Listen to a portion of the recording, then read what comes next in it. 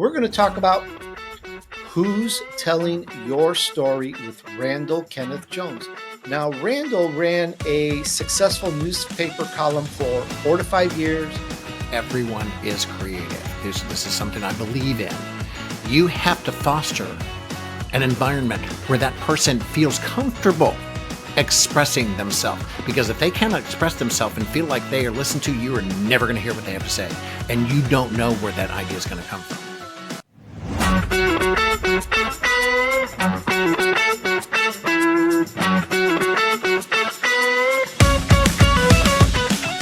Welcome, entrepreneur movers and shakers, and thanks for joining in with us. Now, today's interview is let's say an interesting twist on things. If you ever have anything to do with sales or being a leader in any capacity, you're going to love this. Now, it's often said that the best talker is the best salesperson. There's truth in that from personal experience. And as you know, it's often viewed that the person who speaks the most is the leader, or at least that's how it was when I was growing up in the corporate world. But I know people who never stop talking. Is that good? I tried to invite a guest, literally called a guest to invite him on my show one day, many years ago. I called up this guest on the phone. The guest knew that I'm going to keep it generic. The guest knew that the guest was going to go on my show. It was just a call to say hi and work out the time and schedule. It was that simple. So I called up the guest on the phone. I didn't even get a greeting. The person answered the phone and started to speak nonstop. Out of politeness, I listened for an hour, unable to say a single word. I don't like to interrupt people, though I've been trained to interrupt. So after an hour, 60 minutes, I just signed off. The only word the person ever heard me say was goodbye. And I bring this up for a reason. I've had guests that would talk the whole hour if I let them, but that isn't what you want. You listen for information. You don't want to be sold on something for an hour. So I try to give you a good balance. So today's focus is going to work on that balance, talking and listening. We're going to talk about Who's Telling Your Story with Randall Kenneth Jones. And while we're at it, this is all about helping you and your friends move on your journey to success. We want to help you get very successful. And we're going to help turn you into an elite entrepreneur. Get ready to meet Randall Kenneth Jones. Now, Randall ran a successful newspaper column for 4 to 5 years, interviewing people I would love to have on my show.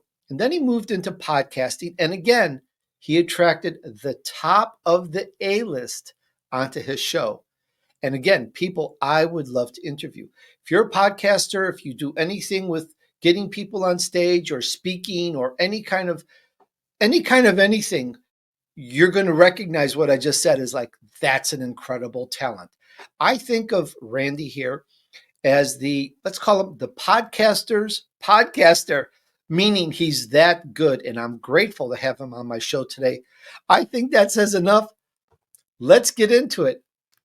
Let's bring him on stage. That's such a buildup. And anybody who knows me knows I can talk nonstop. So they're all like, oh my God, what's he setting Randy up to do? Well, Randy, I just want to say officially, because it has to be official. Hi, Randy, and welcome to the Tony DUrso show. So truly, so thrilled to be here. I love the show, love your approach, and I'm ready to talk and I'm ready to listen. Oh, that's good. Well, we're entrepreneurs, we're business owners. Some of us are career-minded. We all want to learn about who's telling your story. So let's start here. First of all, Randy, I gave a little itsy bitsy little intro. Tell us a little bit more. How did it all start for you? What's your backstory? From a storytelling perspective, I'm going to answer that in a slightly different way. We're taught as kids to appreciate a story. We just are. We're read stories with a beginning, a middle, and an end, with characters and activities and actions and villains and good guys. That's just that doesn't really stop as you get older. We're certainly people watch TV, they stream, they watch movies. Well, the whole concept of telling a meaningful story is something that's so important in any enterprise, to tell the story that needs to be told to the people who need to hear that story. And so much of the traditional aspects of simple storytelling applies to it. I mean, I have said, I can make you laugh, I can make you cry, and I can make you feel. And I believe that to be true. And for you to have an impact on your audience, you need at least one of those things to happen, but you need to make them act. You need to make them respond in the way to engage with you in the way you want to engage. So I think if you really think I was born in, I was born reading stories. I was born telling stories. I grew up as a theater kid. So no big surprise, I'm a public speaker. Well, now I have an interesting question on that. And I get where you're going on this. I get it. And there's not really a fine line, but if you listen to the introduction of my interviews for the past, we're on our 8th year now. Yeah. There's a difference between being good at something and then being good at it and making a business out of it. You could be on stage and doing whatever with your talent, with your gift, but now you're making a business out of telling people stories. You see the difference? So I'm wondering, you've got this talent. Where did you go? Hey, I'm going to make this a business now. I'm going to help people. I'm going to help tell stories as a business for my livelihood. So how did that vision come about? I moved to Naples, Florida. I was already an actor. I was a writer. I had already been writing for quite some time. I moved there, very affluent community. I went to the paper and I said, there's all these incredibly successful people here, which is true. Naples, Florida is filled with them, very affluent, very successful community. I said, is there anybody talking to them, interviewing them? And they said, no, do you want to do it? And I said, well, yes, I do. I don't want your money because I want to write a book. I want to own the intellectual property. So the number of people I have talked to who went to Naples, Florida, trying to connect to intelligence, I kind of cracked the code. Not everybody cracked that code, but I didn't go to them asking for money. I didn't ask them for a job. I asked them to share their thoughts, their ideas. I asked them to share the best of them with me. I was the student first and foremost. I was the student. I wanted to learn. And if I were to go ahead and jump in and say the secret to my success is sincerity, because I'm lucky, I'm thrilled. Erin Brockovich has been on my podcast 4 times. I pinch myself all the time that she's my friend. I look at Suze Orman. I look at Hoda Kotb. I look at Jenifer Lewis, Peggy Post, Stephen M. R. Covey. All these people. Siri, Susan Bennett, the original voice of Siri, agreed to be my announcer. I feel so lucky and blessed that happened. And I don't hide it. And they know it, and I believe they feel it. But so I did the column. My first book, Show Me, came out. That was those columns put together. Peggy Post, the former head of the Emily Post Institute, respect, etiquette, manners, very important to me. Treating people right, very important to me. Erin Brockovich wrote the introduction. That was my first book in 2016, and I missed it because I was telling those stories. And I launched the podcast with Susan Bennett, the original voice of Siri, as the announcer. I recently renamed the show On the Nose with Randall Kenneth Jones, but I spelled it Knows because these people know things I wanted to know and I want you to know. But here's the surprise. Well, this isn't surprising. Anybody knows me. I'm a big talker. I could have been the guy that talked nonstop for an hour. Oh, I can really do it. I can do it, Tony. Oh, I know. Yeah. I can do it. I can do it. I've done even my keynotes are basically kind of stand up, which is fun, which I enjoy doing. But the reason I also did those interviews in Naples, Florida with those intelligent people is to do that job well. I had to shut up and listen. I'm in my 40s at the time. And I went, Randy, you got to dial it back. You just talk too much and you're not going to achieve the goal. Sure, you're an entertainer, you're a performer, and I am, and I love to entertain people, and I love to share what I know, and I love to tell my stories. But for me to get the stories and to learn what I needed to know, I needed to learn to listen. And to do that job, I didn't have any choice. I just didn't have any choice. So every time I've like over 300 or so interviews between what I've written about and the podcast, and I've had to force myself to shut up. And there's a lot of people who know me who are very grateful that I've learned that skill. Oh, that's great. We're talking about Who's Telling Your Story with Randall Kenneth Jones, and you can find him at randallkennethjones.com. That's RandallKennethJones.com. Did I get that right? You did. You did. Great. Randy, there's like a couple little facets here. It's like you're really good at this. You made a business out of it. I'm just going to ask the last little simple question just to get that little part. Why? Why do you do it? What's your purpose? Why? What is that drive that made you the podcaster's podcaster? What is it that made you love it? Love it. Feeds my soul. Because I just started all of this in my 40s, 61 now. I started this in my 40s. The old adage, you can't teach an old dog new tricks. You can't teach an old dog new tricks. Well, that's a very lazy dog. That's a very lazy, unmotivated dog. I don't believe in that. I made a decision to change myself, change my life, change who I wanted to be and how I wanted to approach it. And I'm truly grateful. And I believe, like I said, I radiate that. I just love it. Dee Wallace, who I interviewed, who's the mom from E.T., the only other person I've interviewed who said something to me that I so identify with, she said, Randy, I'm just not happy if I'm not creating. She's so busy. She's so prolific. She does so much work, Dee Wallace. She also is a writer. She has so much that she does. And that's me. Retire? What would I do? If I'm not creating, I'm not fulfilled. I love it. Yeah. Now, by the way, our audience here, we're entrepreneurs, we're business owners, and we want to learn, help speed us up on our way to the next level. Mm-hmm.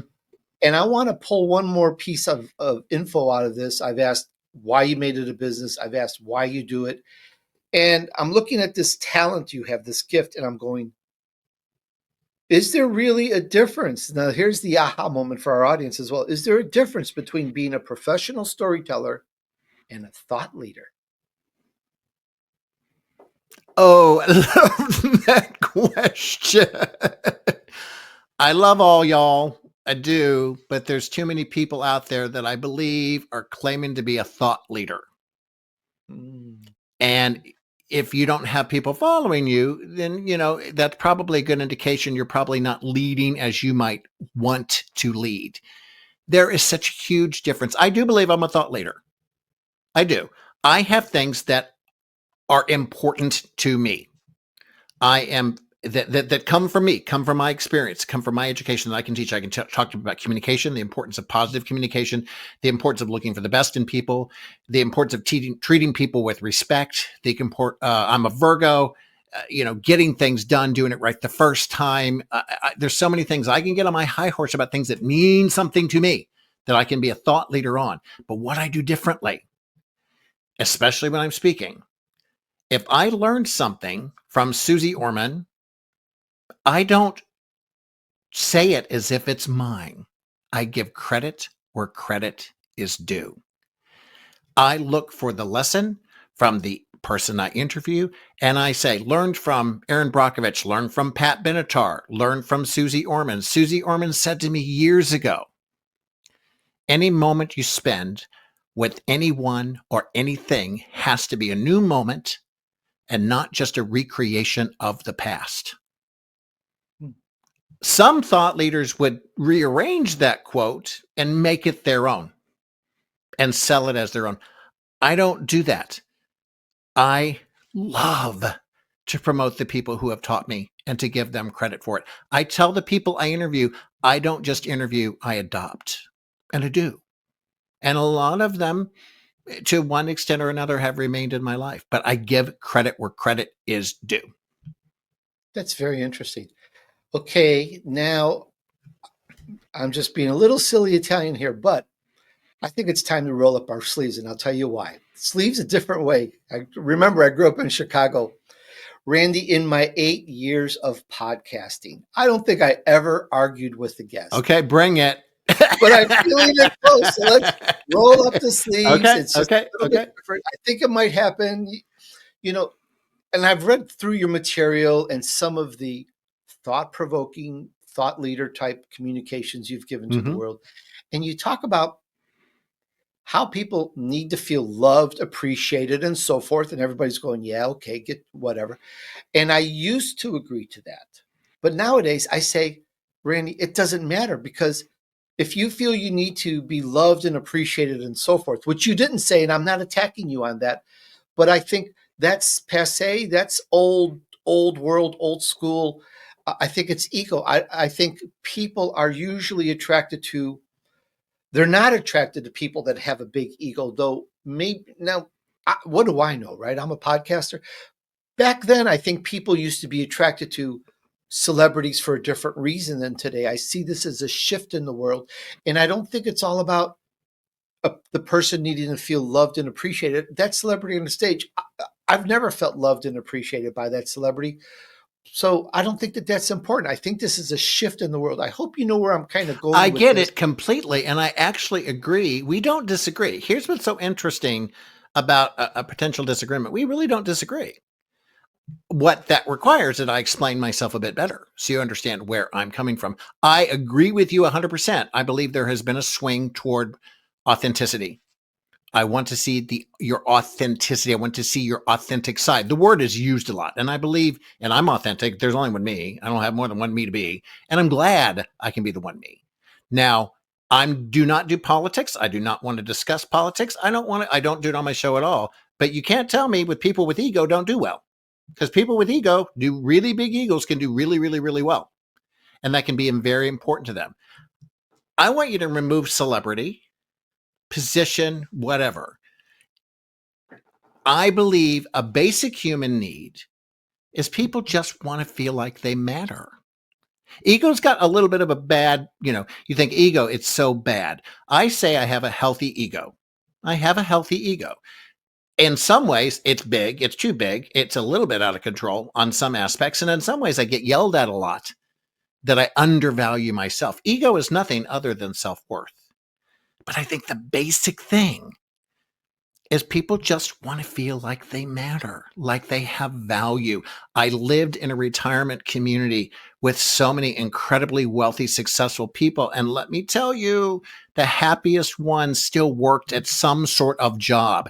They still wanted to learn, but they all wanted to feel as if they provided value.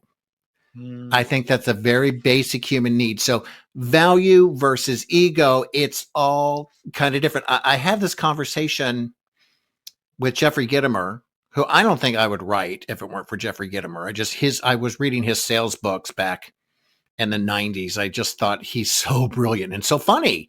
He was funny and nobody else in the space was funny. And that got me writing. But I had this discussion with him and he said, you know what you're talking about, Randy? Your platform, what you're building is the importance of importance. And it's not just that people want to feel important. It's my job as an interviewer to respect what is important to them. So as an entrepreneur, you want to treat people as if they have value, they're important, they matter, but you got to listen and find out what's important to them. That's not the same thing. At 40, I'm not sure I did that. Now I'm getting better. We're all learning here. So I'm going to ponder that and think about that. And another thing, which is not quite a conundrum, I don't think this is a conundrum, but you've got a very interesting take or angle of approach on the outrageous topic of yes versus no. It almost sounds like the last question. We're almost taking dichotomies, but we're also sorting them out. And I know you've got something important to say, so I'm just going to ask a very awkward, clumsy question. Tell us about yes and no. Well, this is thought leader me. This is not, a lot of different people have fed this in me. But what I realized, and I was speaking to a group of high school kids. I'm very lucky. I actually do speak to like high school to seniors. I really be able to span the entire gap. It's great. And I said to them, I said, you know what you're really going to end up doing? You're going to spend a whole lot of your life wanting people to say yes to you. Yes, you can have that job. Yes, you can have that raise. Yes, I'll marry you. Yes, you can have this table, even though somebody else waited longer.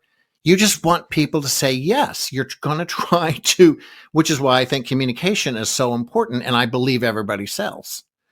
So you're going to spend time wanting people to say yes to you. But what I find so interesting, and especially as I've gotten older, is the power of no. You can't really hurt me anymore. You can tell me no, and people tell me no. There's somebody I desperately want, a huge name. I've been trying 2 years to get this woman to talk to me. And they keeps telling me no. That's okay. There's a reason. There's a reason. My friend Donna Lynn Champlin, who was in the show Crazy Ex-Girlfriend, is friends with Carol Burnett. She played her on Broadway, and she told this great Carol Burnett story. And it was, and I'm going to paraphrase it, and Carol, I'm sorry, but Carol had said to her, when I don't get something I want and somebody says no to me, I just think, oh, it's just not my turn. I thought, is it that easy, Carol? See, I just gave credit to Carol Burnett through Donna Lynn Champlin, but it's true. But now I'm like, the no's don't matter. I don't need anyone in the world to validate who I am, what I am, or my importance in this world. I'm confident that I have spent enough of my life creating content meant to make the world a better place. That sounds corny, but it's true. I feel confident that I have done what I can, and your no can't hurt me anymore. It's interesting. We're taught in the school of sales there's no such thing as no. There's books on it. A no means yes, and all these other mind tricks. Let's just be silly about it.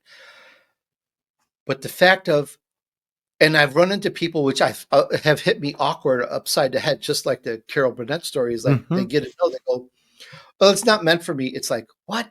But you could fight for it. You could push for it. And it's like, it's a small hurdle sometimes. And it's like, well, I'll go to something else that where there's an open gate. It's such a profound thing. If you work in your life, and I'm not trying to teach that one way or the other, but go towards where all the gates open and it's very easy to get something accomplished, then you in a way have this divine guidance taking you through. If you keep getting no, why? My big issue right now is I wrote my first fiction book, Mark Victor Hansen, co-creator of Chicken Soup for the Soul, published it, published it, Ruby. My first fiction book. I didn't think I could ever do that. Cynthia Rhodes from Dirty Dancing told me I was foolish. I could do that. And the fact that I know Cynthia Rhodes from Dirty Dancing is crazy. She played Penny, the one who got pregnant, the dancer who got pregnant, and told me that was silly. I could write fiction. A week later, I had this outline. It took me several years to get it published, but now I want a movie. And I hear no. Now I've heard no from very kind people at very high levels. Hollywood's been very nice to me. Truly, my meetings have been very nice. And your no's are okay because I'm so glad to have the conversation. I appreciate the fact that I'm part of the conversation.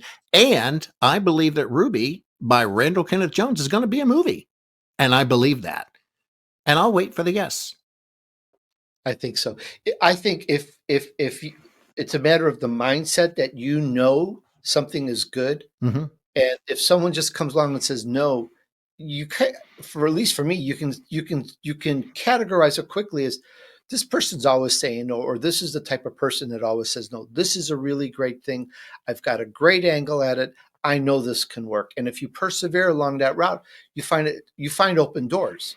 And that I think is a good way to look at it. Well, maybe it's the way I'm approaching something, So I totally understand it.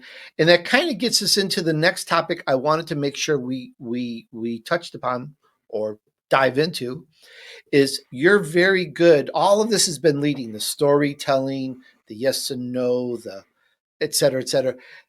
you're very good at branding, personal branding and professional branding. So I'm your student. We're your students listening in the audience. Can you teach us something? Authenticity, you already brought it up, and you know this because you're you.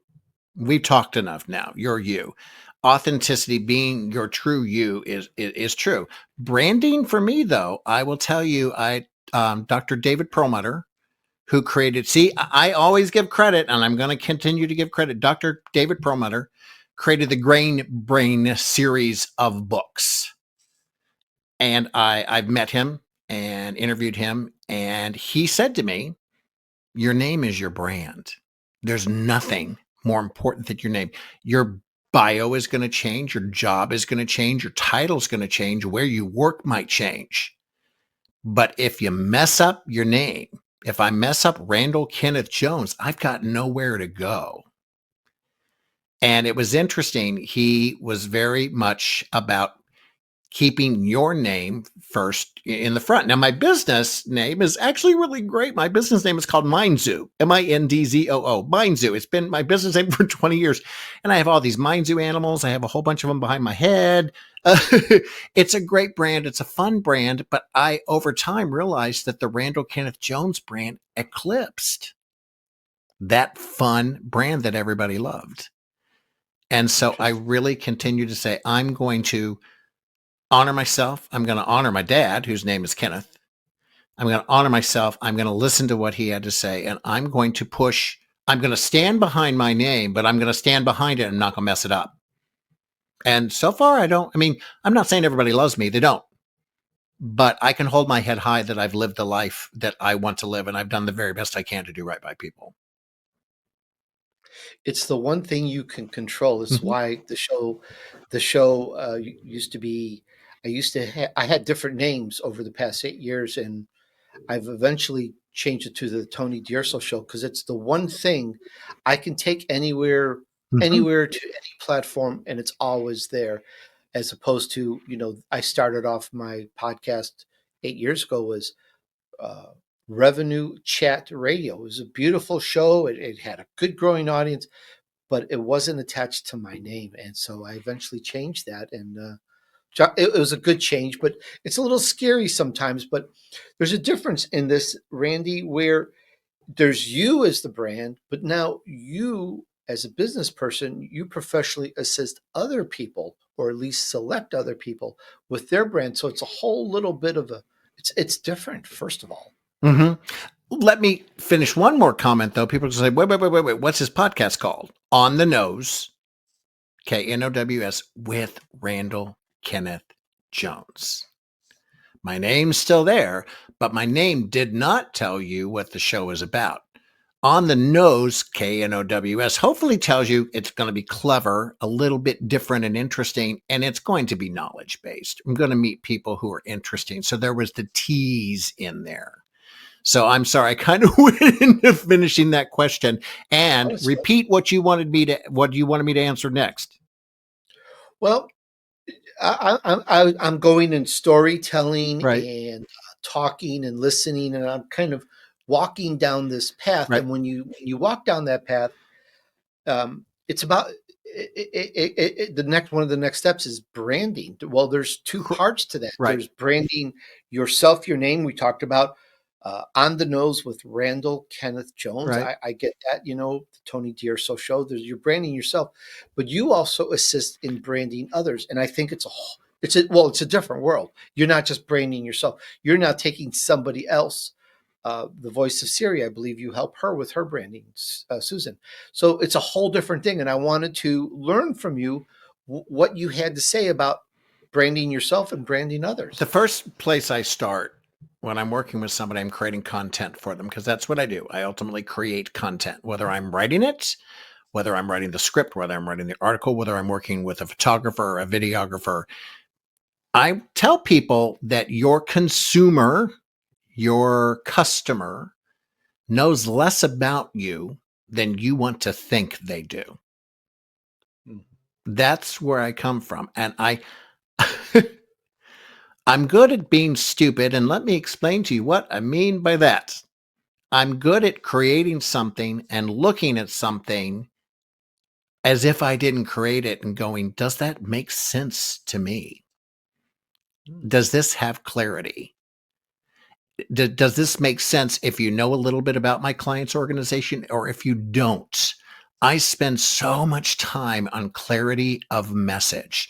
I spend so much time working with them to say, what, people say they have a brand and their brand is a logo or a color or whatever. A brand is the feeling I get from the feeling I get from being a recipient of your message. And your brand should make me want to do something. That's where me as a storyteller, I hopefully will help you tell the story that's clear, that is meaningful, but that reflects who you really are and what you really do. I do have to believe in the brands I represent. I really do. If I didn't believe in an organization, I could not, nor would I ever promote them. I wouldn't do it. That makes perfect sense. And I totally get that you have to understand and know. I mean, you could almost say it's a no-brainer. So I get that. But in branding others especially, Mm-hmm. and you have to, and as you say, you have to look at it from other people's perspective that don't know anything about it. And yet now you have to be innovative. You have to be creative. You don't necessarily do the same thing everybody's doing. You have to put a little spin on it. You have to be a little creative. So I kind of want to pull apart now, taking all that we've learned. Yeah. Well, how can we become creative with all this, Randy, and yet have people see and recognize us and want to follow our brand and make it not be like everything else. Okay. Love this question. We're going to talk about, we're going to tell the Claudia story. First, everyone is creative to a certain extent. Everyone is creative. This is something I believe in. You have to foster an environment where that person feels comfortable expressing themselves. Because if they cannot express themselves and feel like they are listened to, you are never going to hear what they have to say. And you don't know where that idea is going to come from. My office manager for years, worked with her for years, Claudia, love my Claudia. Claudia came up with a basic concept for a print piece for Sears when I worked with them, or they had a division called the Great Indoors, that I was able to tweak, run with, and it has won me more awards as a creative. And I will say won Claudia and I more awards as a creative than I've ever won, because she felt safe. She felt safe coming forward and giving that idea. And I believe in my heart of hearts, it's so important that you create that space where somebody can be creative. The other thing, and this is the biggest mistake, and frankly, this is one of the biggest mistakes to people who work with me. Read my resume, get to know me, find out everything I can do. I got a Laverne and Shirley story about this. The late Eddie Mecca, Carmine, I spent some time with him. He was featured in my first book. He was wonderful. He was one of the last song and dance men. He was brilliant. Well, he told me this incredible story when he got cast to play Carmine in the 70s on Laverne and Shirley. Gary Marshall set him down and said, okay, I've cast you to play this boxer, but I want you to tell me about everything you can do. He can tap dance, he can sing, he's been on Broadway. So all of a sudden, the character that we saw, that millions of us saw in the 70s, was Carmine, who was not limited to being a tough guy boxer. Because Gary Marshall took the time to understand his entire toolkit. I'm telling you right now, it's the biggest mistake I see, that people will not take the time to tell me what all can you do. Even now, I will work with people that think, oh, you're a writer. You got to write for me. You got to art direct for me. You got to speak for me. They want to put me in a box and they want me to do that for them and that only for them. And they're doing themselves a disservice because they're not trying to find out everything I can do for them. And I'll tell you, you might say, well, Randy, why aren't you speaking up? You do. but it's hard to be heard because they so want you to be exactly. They want you exactly what they need you to be, and they don't take Now, the I time to want to ask explain. you, I'm tracking with this like I've never heard this before, which I haven't. And I'm thinking the person is supposed to be a boxer on the show. And Yeah. and what is he what is it what does it matter to know that the person can play the piano? What does it matter that the person can climb a building, can is a great mountain climber? What does it matter? How does that integrate with the branding and communicating about the person who's supposed to be a boxer on the show? Kind of how do I connect the dots? The dots I'm trying to connect are to pay attention to your people. So Claudia is creative. I gave Claudia space where she could be creative, and she came through for me. Gary Marshall listened to Eddie Mecca and said, I want to understand everything you can do for me. So what happened? The brand of Laverne and Shirley, look at they did all those talent shows. If you remember Laverne and Shirley at all, they had talent shows. He sang all the time. So the brand, that fun brand where they were performing all the time, that part of that aspect was because he took the time to find out what everybody could do. So the brand of the show was built around a full scope of talent. I was very lucky too. Cindy Williams, before she passed away, was also on my show, and so that show holds a very special place in my heart. But I will tell you, when Eddie Mecca said that to me, I did not expect to get that lesson, which you could probably guess I've repeated a lot because it's great. Okay. Now the penny is dropped. Now I've connected the dots. I get it. It's I don't know how else to communicate it other than the way you've said it. It's just beautifully. It's well put. You're branding. You're communicating almost the full persona of what the person is instead of just a little tiny facet. Mm-hmm. You're not shallow. If for you're going full broad. Well, and And as a vendor to people, I have to understand their full scope too. So if you really want to tie it all together, I have to understand your full scope, and I have to understand what you don't want to tell me too. Sometimes when I'll do an interview with an individual or especially with a company, as long as I can get away with it, I'll go, why? Why? Why? Why? And as long as they'll put up with it, you dig a little deeper and you dig a little deeper and you dig a little deeper and you unearth a reason for something that shocks the person who's answering the question. But you sometimes have to be kind of cute and kind of fun and say, okay, I'm going to keep asking you why. Please work with me on this. And you kind of have to coach them. But why? If you can dig, especially if you are trying to understand, this is a slightly different application, why you and somebody else don't agree. If you can engage in that why conversation, you'll probably find out why they believe as they do, and perhaps understand them better if you don't agree with them. Another benefit to that. I'm getting the more, and I've learned as well for those that I follow and like to read about and see what they're, the more I understand about them and what they do, Mm-hmm. even though it may not have be that exact topic, but the more I understand about them, the more I'm interested in what they have to say, especially about the topic that I'm interested. But it's like my understanding of the person gets more full, more rich, more in depth. So totally get it. I don't take my knowledge for granted either. I'm always looking for new, fresh. I'm always looking for more clarity. I'm always looking for a better way to do it, even with the client I've had for years. Because if not, I think it'd be very boring to work with the same people. I'm always looking for new. Totally got it. And I've really gotten more out of this, and just which I can use to brand myself, to further brand myself more, which is something I've been looking at, which is a separate topic. So no, this is very, very good.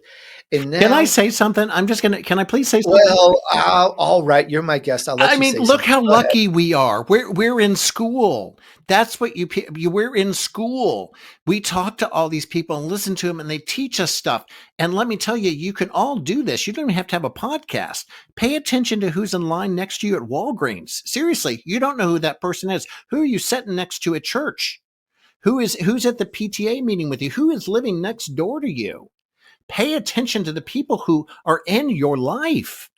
They can teach you extraordinary things if you give them a chance and you try to find out who they are. If you don't see the commonality, Tony and I are really lucky people. We have continued to learn from incredibly gifted people, but we didn't corner this market. Everyone listening can do this in some format. Absolutely. And we have just a minute left, so I'm going to ask a question, and I should hurry up, but we could take the rest of the year to answer it. So you're going to Uh-oh. answer it very short. Uh-oh. For everybody in the audience that's listening, and all we talked about communicating and branding and speaking, blah, blah, blah, blah, blah. Should we all think about getting out there and getting on stages and telling people about what we do and what we're good at? Should we podcast? Where do we go? Maybe we can all hire you, but some of us may not be able to. Where can we go? What should we do to get ourselves more out there? Our message: we're entrepreneurs. We created something. We love it. We want people to know about it. You can hire someone, and you should. If you're a solopreneur, trade with them. Say, I have this skill. I can offer you this. If you can do this for me, that's really good for people who are unlimited funds. As far as public speaking, I will tell you what I tell people. I teach it. There is no such thing as death by public speaking. It just doesn't happen. You just don't die from public speaking. Does not happen. Now, I think it was President Harrison who stood in the rain 100 years ago and spoke for 4 hours and got pneumonia and died 30 days later. So he would argue that you can die from public speaking. I would say that's a rare occasion. Please know that if it's in your heart, find the communication method that's best for you. And that could be hiring someone, fine, trading time with somebody, write it down, do a video, go on a stage. You are worth being heard. You are worth listening to. To say you have to believe in yourself sounds so ridiculous, but you have to face that and do it. If you can have the passion, if you're lucky enough to get the passion that I have for what I do, I'm 61 and I'm far from done. Go for it seriously and find that platform and just do it. And you may not be perfect the first time, and it's okay. You did it. Something. What's that phrase go? That old adage: "Never ventured, never learned." Nothing How did ventured, nothing gained. nothing ventured, nothing But gained? these adages, they're popular for a reason. And I actually, I'm the person, I dig inside of every single one. I look up words in the dictionary. I really get to the actual meaning of stuff. But when you hear something you've heard a lot, think about why people have said that for, decades. There's a reason Exactly. for it. Yeah. Nothing ventured, nothing gained. It's true. We talked about Who's Telling Your Story with Randall Kenneth Jones, and you can find him. Please go. You can go now. The podcast is over. Go to randallkennethjones.com. He's got a lot more to say. And of course, a special thank you for those who listened to the end of the show. So much advice and tips, just wonderful. Randy, I want to thank you so much for coming on the show. I just absolutely loved all this. We barely touched upon it, but yet I learned a lot. A treat, and I congratulate you, and I thank you for not asking me the same questions everybody asks me, and asking them in a more deep and meaningful and thought-provoking way. And I respect that, and I appreciate that, and that's advice for other people as well. Think about the questions you're going to ask and make them mean something, because Tony did that today. He's a master class at that. Thank you. I'm humbled. I think we've spoken really. That's not. I didn't start that off grammatically correctly. We spoke a lot about really understanding, speaking, talking, branding. You know, it's more than just. It's not superficial. Just really go in depth. The more people know and understand about you, the more they're going to be interested or watchful of what you do that you bring to the public, that you bring to the world. And there's just so much here. And I just want to say to you, please share this with a few friends to help them too, all right? So let's use this and let's help you move on your journey to success. Thanks, and remember, success awaits those who persevere and remain steadfast despite the odds. Sow good seeds, do good deeds, and join me on the next episode.